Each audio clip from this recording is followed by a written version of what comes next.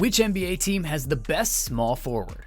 NBA positions in 2024 are pretty much fluid at this point, but it's still been fun to go back and rank them. If you haven't watched them yet, go ahead and check out the point guard and shooting guard videos that I've already posted on my channel. There's links and stuff.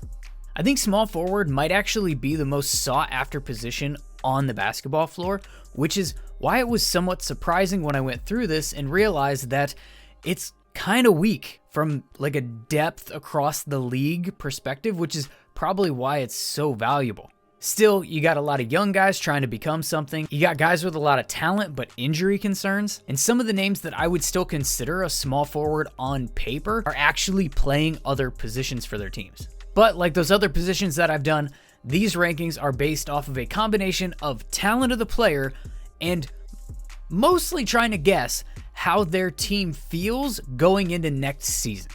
Like, subscribe, and let's get into it. At number 30, I've got the Utah Jazz with Cody Williams. I honestly didn't expect a rookie to make this list, and I'm not convinced that this is actually going to happen. But the Jazz are in a weird spot. They have a ton of guards and several bigs. Almost nothing on the wing, though. If they wanted to start Kessler and Collins together, it would move Markkanen into this spot, but I don't think they want to do that, which basically just leaves Cody Williams. And personally, I'm rooting for him. At 29, the Washington Wizards with Bilal Coulibaly. He had a better than I thought he would rookie season, but he's still very raw. And if you're a Wizards fan, you're fine with that. This team's going to lose a ton of games, and you might as well have one of your very few young bright spots playing as many minutes as humanly possible. At 28, it's Shaedon Sharpe with the Portland Trail Blazers. Sharpe is the two guard of the future for the Blazers, but as long as Scoot and Simons are in the backcourt together, he's going to be playing a little bit out of position to get him on the court and getting the experience. The ceiling is super high though, and it's one spot to be particularly optimistic about if you're interested in Portland's long-term future. At 27, the Indiana Pacers with Aaron Nesmith. Aaron Nesmith has turned himself into a starting small forward in the NBA. A good 3-and-D type guy. Not super great, but just good. And you need that. At 26, the Bulls with Josh Giddey. Josh Giddey might actually be really good for the Bulls, and he's probably going to slide right into that point forward kind of role, letting Kobe White play as more off the ball as a shooter, and he's got good size and passing ability. He's just not a great shooter or defender. But he's really young, has a ton of upside in my opinion, and let's just see what happens when he's not trying to find his way next to an MVP candidate that has the ball. At 25, I'm going Ausar Thompson with the Pistons. Ausar Thompson is such a weird dude to try to find a place for in Detroit, but he's also so good defensively already, and there's so much upside that they have to find a place for him. And that place is probably going to start at small forward while they try to scrape together some spacing elsewhere on the floor. A candidate to really make a jump up this list next year, and I truly hope that he does. At 24, the Raptors and Bruce Brown. I don't feel great about Bruce Brown as the starting 3 in Toronto. I just don't. But someone has to, and he might be a decent enough option considering that Emmanuel Quickley as the point guard isn't the greatest facilitator, and they're building this thing around Scotty Barnes. So having a versatile guy on the wing that can guard, handle, and facilitate could be a good option. It would be nice if he could shoot though, and I think he's a trade deadline candidate if any contenders are willing to pay that contract. For number 23, I'm going to go with Max Strus with the Cleveland Cavaliers. Max Strus isn't really a small forward, but since the Cavs refuse to obtain one and he's basically the only wing option on the roster that provides any spacing, he's going to be your starting 3 again going into next year. And that's not ideal, not for him or for the Cavs, but that's what it is. At 22, Lou Dort with the Thunder.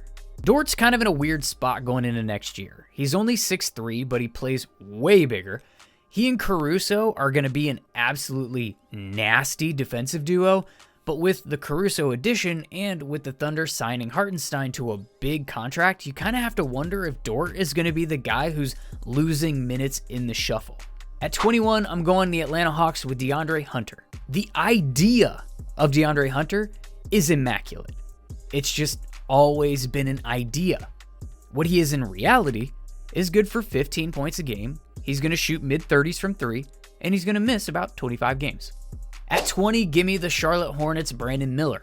He had a really good rookie year. 3rd in Rookie of the Year voting, he shot the 3 well, he had more dunk highlights than people probably expected when he was drafted. There was a lot of quote-unquote not very explosive and struggles to finish kind of stuff coming out when he was in the draft, and there might be the possibility, at least, of a second-year wall coming because this Hornets team is really bad. But I am choosing to look optimistically because I think he's pretty fun to watch, and I'd like to move him way up this list next time I do it. We just need to see him keep going. At 19, give me the Lakers' Rui Hachimura. Rui's good for the Lakers. They're better when he starts, and he shot a ridiculous percentage from 3 last year on 3.5 a game, and that's probably not replicable for him, but they didn't make any moves this summer, and he's still kind of a positionally awkward fit next to LeBron. He's going to be good, just probably not going to be great.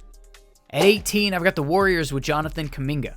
I think it's a bit of a boom or bust year for Kuminga. Not literally, he's clearly not a bust, but I think if he's going to make a jump into that star level player and it be meaningful, it probably needs to happen this year. Steph is still good. Draymond is old, gray, and losing his mind, but he's still a really good facilitator, and there's no more Klay trying to shoot himself back into his peak self. The window for the Warriors to play competitive basketball is quickly closing, and Kuminga could be a difference-making piece of extending that window. Now, I'm not talking championships, I'm just talking competing on a night in and night out basis. If he makes another jump, it could be really big for their hopes next season. At 17, give me Cam Johnson with the Brooklyn Nets. I thought the Nets were going to trade Cam Johnson, but it seems like maybe their asking price is just kind of ridiculous given that this dude actually just misses 20 or 30 games a year and isn't exactly a defensive juggernaut. He does have good size though, he can shoot the 3, but he's a middle of the pack small forward given the availability issues that come with him. At 16, the Denver Nuggets with Michael Porter Jr. There are some Nuggets fans that are going to go crazy in the comments about how this is somehow hating on them, but MPJ is basically a catch-and-shoot specialist who's paid like a superstar. Over half of his shots are from 3, nearly all of his shots are assisted, and he's really good as a complementary piece within the context of how they're going to play off of Jokic and Murray high screens. But the contract might also be the biggest reason that they're not retaining championship level role players, and there's always going to be injury concerns despite the fact that he played nearly every game last year. At 15, I've got the Houston Rockets' Dillon Brooks. Dillon Brooks pokes bears and then refuses to talk to the media when it doesn't work out for him. But that doesn't change the fact that he's still a solid defender on the wing. His 3-point percentage was up to 36% in Houston last year, which was his best in several years. He has a role on this team. The question in my mind is, for how long? The Rockets have a lot of young talent on the wings that are going to be chomping at the bit to get those minutes, but going into next year, feels like they're still his. At 14, let's go Keldon Johnson from the Spurs. I think Chris Paul is going to be good for a lot of the guys in San Antonio, and Keldon Johnson might be on that list. The question for me is whether he's going to be able to fit into the offense when it's consistently run by a point guard and with Wemby as the focal point. He's not a shooter, and only half of his 2s come off of assists in the past couple of years, essentially meaning that he's creating for himself inside the arc. And that isn't going to be ideal next to a lot of pick and roll, pick and pop stuff for Wemby. I don't think. He's still talented though. I just don't think it's going to be a long-term fit for the Spurs. At 13, I'm going Chris Middleton from the Bucks. Chris Middleton is more talented than 13 on this list, but the health is going in the wrong direction. Father Time is going in the wrong direction for his recovery, and he just had 2 more surgeries this offseason, both ankles. Bucks fans are still in on their guy, judging by the comment section of some of my last videos, but I don't have high hopes. Still, when he plays, he's better than most of the dudes at his position. Coming in at number 12, let's go Jaden McDaniels from the Timberwolves. Is Jaden McDaniels one-dimensional? Yep. But that one dimension is absolutely elite.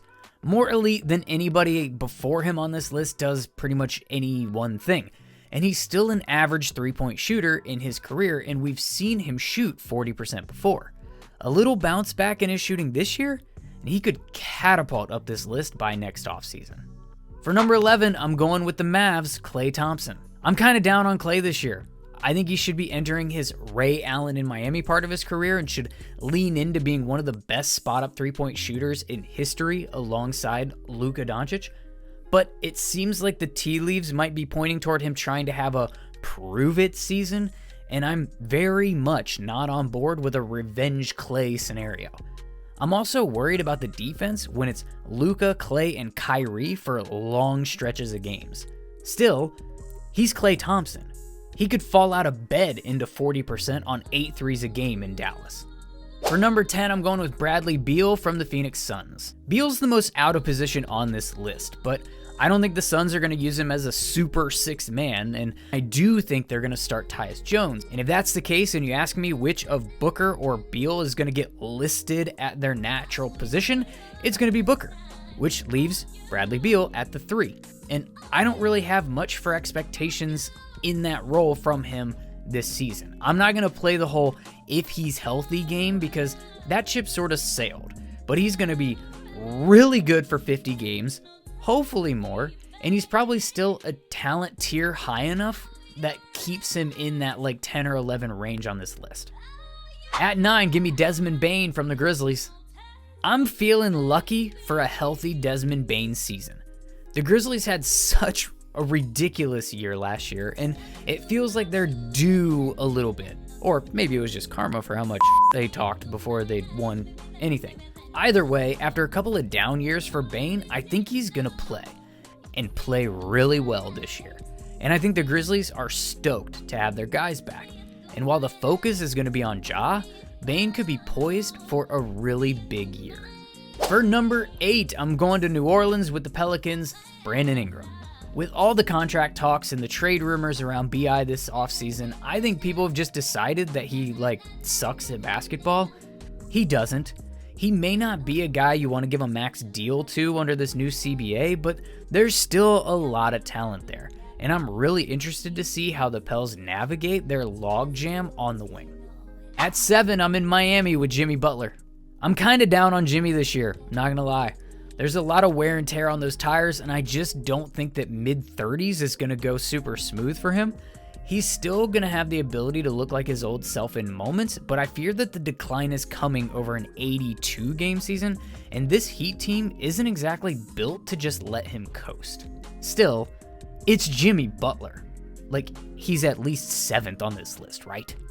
At 6, Franz Wagner, the Orlando Magic. Franz is coming in with some momentum from the Olympics. He just got his big old payday, and I think he's in for a bit of a leap year, to be honest. I think the Magic also would be on the same page. But with a backcourt of Suggs and KCP, there's going to be a playmaking role available to fill.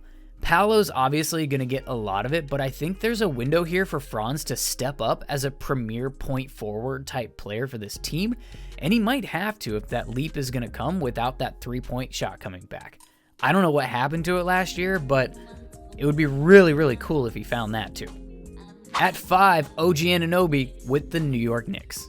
How good were the Knicks with OG after the trade last year? That's somewhat rhetorical. 20-3. That's how good. And luckily, they now have Mikal Bridges and Jalen Brunson on discounts because they paid a premium to keep Anunoby on the team. And maybe their depth will allow him to play 25 minutes a game instead of 35, and possibly that's the key to having him play 60 games. It doesn't sound a whole lot like Tibbs, but maybe. At 4, Paul George with the Sixers. PG's still the prototype for a small forward in the NBA. He was built in a lab specifically to play that position. Unfortunately, the mad scientist dropped the durability bottle on the floor, kicked it under the table, and, is what it is. While his fit in Philly has a super high ceiling, I don't have a ton of optimism that it's going to pan out that way. But it's still Paul George.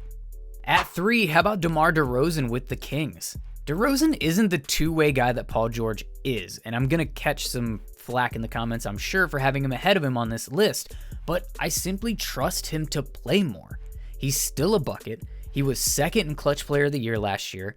I'm intrigued by what he could look like in Sacramento, and I just expect more out of him next year than I do Paul George as to individuals at this position. At 2, Kawhi Leonard with the LA Clippers.